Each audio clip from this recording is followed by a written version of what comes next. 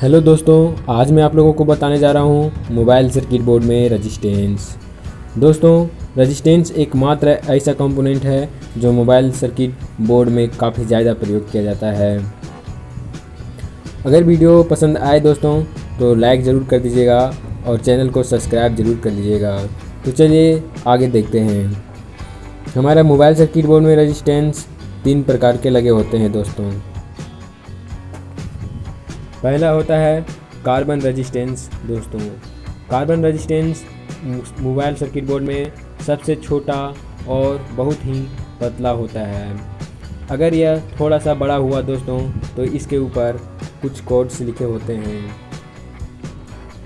अन्यथा छोटे होने पर इसके ऊपर कुछ भी कोड्स नहीं लिखे होते हैं। ये काले कलर में होता है और बहुत ही छोटा चपटा कंपोनेंट होता है दोस्तों। आगे देखते हैं, हमारा है फ्यूजेबल रेजिस्टेंस। फ्यूजेबल रेजिस्टेंस भी बहुत ही छोटा और चपटा होता है दोस्तों, पर ये 2 कलरों से मिलकर के बना होता है। इसे हम बहुत ही आसानी से पहचान सकते हैं। यह एक फ्यूज की तरह कार्य करता है। आगे देखते हैं, हमारा है नेटवर्क रेजिस्टेंस। नेटवर्क रेजिस्टेंस हमारा कार्बन रेजिस्टेंस ही होता है दोस्तों, पर कार्बन रेजिस्टेंस एक ही मान के 2 से अधिक या 2 कंपोनेंट एक साथ अगर मिल जाते हैं तो उसे कार्बन रेजिस्टेंस कहते हैं दोस्तों। ये हमारा कार्बन रेजिस्टेंस ही है, पर इसमें देखिए 4 कार्बन रेजिस्टेंस मिला करके एक नेटवर्क रेजिस्टेंस बनाया गया है दोस्तों। अब चलते हैं, इसे हम चेकिंग कैसे करेंगे।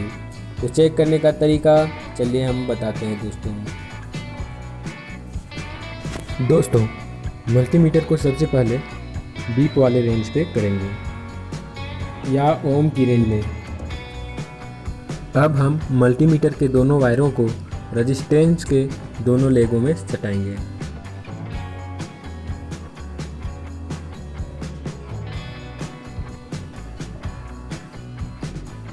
अब मल्टीमीटर रेजिस्टेंस की वैल्यू को बताएगा तथा साथ ही बीप की आवाज़ देगा और रीडिंग देगा।